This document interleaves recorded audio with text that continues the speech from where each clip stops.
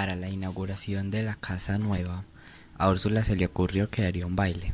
Por eso empezó a decorar la casa con muebles, lámparas, cuadros y toda clase de objetos finos e importados. También compró una gran pianola, tan grande que la trajeron por partes. Vino a armarla un extranjero italiano, apuesto y joven, que aparte de hacer funcionar la pianola y dar instrucciones a sus dueños, también enseñó a bailar a Rebeca y a Amaranta. Entre tanto Úrsula los vigilara todo el tiempo. Los invitados a la fiesta fueron muy selectos. Eran los más antiguos del pueblo y los amigos desbordados de sus hijas. No invitaron al corregidor ni a su familia, a pesar de ser los más educados y con clase.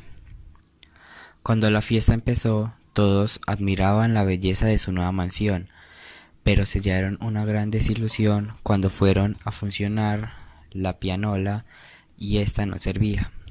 Melquiades intentó repararla, pero no pudo, y por equivocación José Arcadio Buendía movió una cuerda y empezó la música. Tiempo después regresó el italiano Pietro Crespi a reparar la pianola y les enseñó los nuevos bailes modernos haciendo una demostración con Rebeca. El día que iba a partir hicieron una improvisada fiesta que duró hasta el amanecer. Al partir, Rebeca lo acompañó hasta la puerta y luego se encerró a llorar en su cuarto de manera inexplicable porque no le contó a Amaranta los motivos. Pasaba los días triste y volvió a coger el viejo hábito de comer tierra a escondidas. Cargaba puñados de tierra en sus bolsillos. En esta ocasión vino a su casa Amparo Moscote, que pidió permiso para conocer la mansión reformada, la cual le pareció muy bonita. La atendieron amablemente y a escondidas le entregó a Rebeca una carta. Cada 15 días llegaba el correo y con la carta anhelada por Rebeca. Aureliano empezó a albergar la esperanza de volver a ver a Remedios. La veía en todas partes hasta que un día se le hizo realidad su sueño. Estando en su laboratorio de orfebre, haciendo un pescadito de oro, llegó a la puerta Remedios. Entró, le hizo algunas preguntas sobre lo que estaba haciendo y no pudo responder porque quedó atolondrado.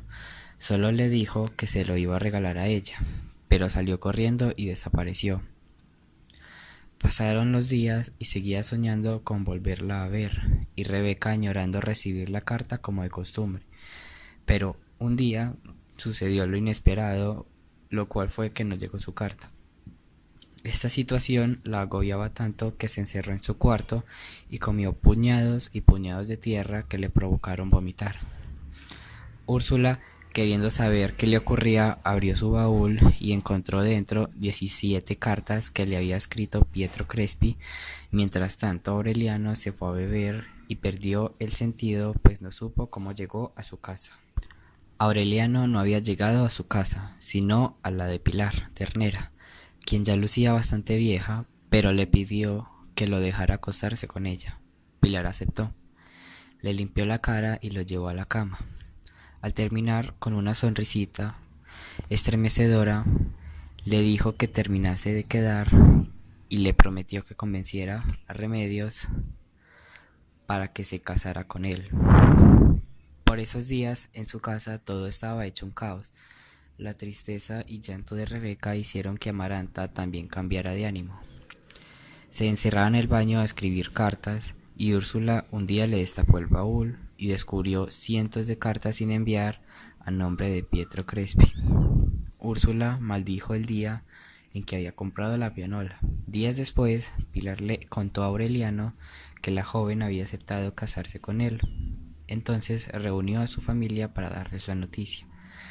Úrsula se puso feliz porque le caía muy bien la familia Moscote, aunque por otro lado José Arcadio Buendía estaba enojado, pues con tanta muchacha bonita y decente había escogido a la hija de su enemigo. Aceptó la decisión de su hijo con la condición de que Rebeca se tenía que casar con Pietro Crespi. Planearon llevar a Amaranta a la capital para que con el contacto de más gente se olvidara de Pietro Crespi. Ella aceptó. Rebeca recobró la salud y escribió una carta a su novio contándole el acuerdo en el que había llegado con su familia y fue directamente al correo a enviarla. Amaranta pensaba que impediría esa boda, pues eso lo haría pasando por su cadáver. Al sábado siguiente, Aureliano se puso su primer traje y se fue a la casa de los Moscote a pedir la mano de su hija, y ellos, al escuchar el nombre de la novia, se sorprendieron, pues eso debía ser un error, ya que, habiendo 6 hermanas, ¿por qué había elegido a la menor? Él aclaró que era la elegida. Cuando todo parecía volver a la normalidad y regresar, la armonía fue empañada por la muerte de Melquíades, ya que estaba muy viejo y casi no veían deambulando por los pasillos porque había perdido la vista, el oído y ya casi todos lo ignoraban. Solo Arcadio lo llevaba todos los jueves al río a bañarse. Amaranta, humillada por la decisión de Pietro Crespi, le dijo que impediría la boda así tuviera que matar a Rebeca. Eso lo asustó y le contó a Rebeca lo que había dicho Úrsula. Arregló el viaje en una semana. Quedó a cargo de la casa Rebeca y la india se ocupaba de la panadería. Todos los días al anochecer llegaba Pietro a visitar a Rebeca llevándole siempre regalos. Poco a poco la casa se fue llenando de todo tipo de regalos, bailarines, cajas musicales. Esto hizo poner a José Arcadio Buendía melancólico, porque le recordaba a Melquíades. Aureliano descubrió su trabajo y se dedicó a enseñarle a la pequeña Remedios a leer y a escribir, pues ella preferiría aún sus muñecas, pero la paciencia y el amor de Aureliano la fueron seduciendo hasta que empezó a disfrutar pasar más tiempo juntos. La única que no era feliz era Rebeca por la amenaza de Amaranta. Decidió pedirle a Pilar Ternera que le leyera las cartas y ésta le dijo que no enterrará a sus padres. Entonces recordó el talego que llevaba el día que llegó a casa y no había vuelto a ver desde la recomendación. Con ayuda de don José Arcadio lo buscaron y le dieron sepultura junto a Melquíades. La amistad entre Rebeca y Pilar abrió nuevamente la cercanía con la casa de José Arcadio. Volvió a colaborar en los quehaceres de la casa y pasaban largos ratos en el laboratorio con Arcadio, quien estaba confundido con su presencia. Un día, José Arcadio Buendía logró algo asombroso. Hizo funcionar una bailarina conectada a un reloj. Por varios días, esto lo puso muy feliz y se dejó llevar nuevamente por la ilusión de construir y descubrir cosas nuevas. Pasaba días y noches continuas sin comer ni dormir y pedir a la nación del tiempo. Una noche, despierto, terminó hablando con Prudencio, a quien él había matado, y le preguntaba por todos los muertos de varios lugares que conocía. Prudencio le dijo que los muertos no sabían de la existencia de Macondo hasta que llegó con ellos Melquíades, quien le señaló dónde estaba. Le dijo que los muertos la pasaban muy solos y tristes. Entonces, al día siguiente, Aureliano lo encontró llorando por todos los muertos que estaban solos. Sin la presencia ni los cuidados de Úrsula, cada vez se sumía más al insomnio. Un día cogió la tranca de la empresa para destruir, reduciendo a polvo, todo lo que había en el laboratorio y estaba dispuesto para descubrir la casa entera. Aureliano vio la necesidad de pedir ayuda a sus vecinos para someterlo. Necesitaron muchos hombres y lo terminaron atando en el patio de pies y manos a un árbol bajo el sol y la lluvia. Cuando Úrsula llegó y lo encontró, lo soltaron de las manos y los pies y con llagas por las ataduras, solo lo amarraron de la cintura y le construyeron una choza para protegerlo de la lluvia y el sol. Aureliano y la pequeña Remedios se casaron un domingo frente al altar del padre Nicador, construido en la sala de su casa.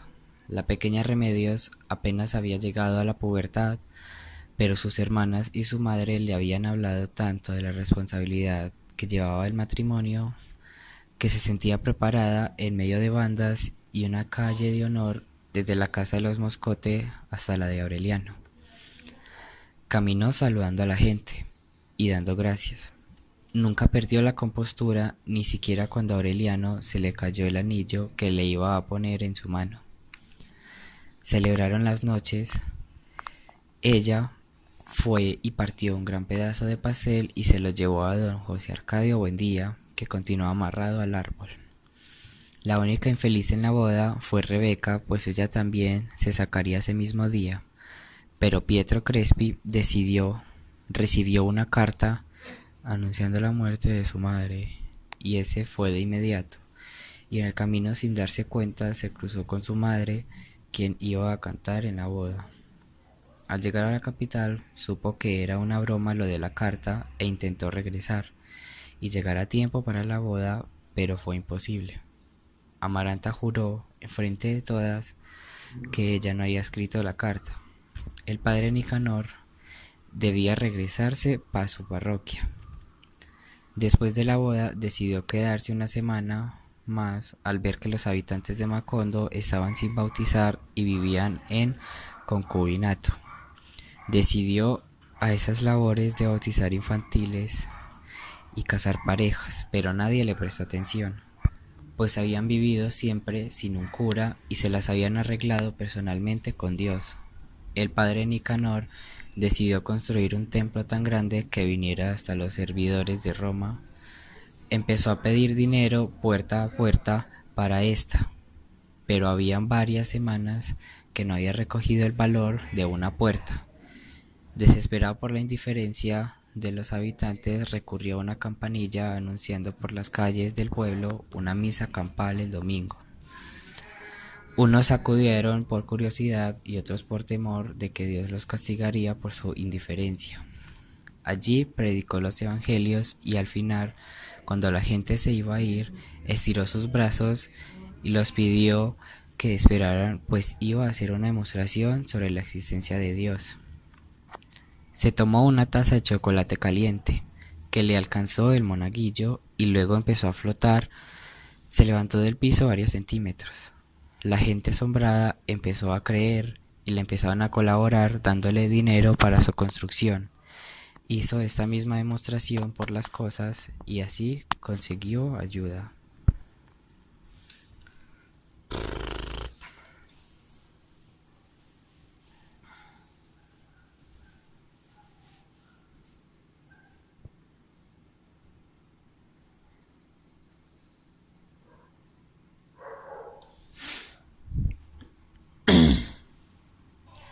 Todos recordaban su cuarto lleno de muñecas, su vitalidad al moverse por toda la casa, el cuidado y dedicación que tenía con don José Arcadio Buendía, ya que se había hecho cargo de alimentarlo, bañarlo y mantenerlo limpio, su cabello y su barba, de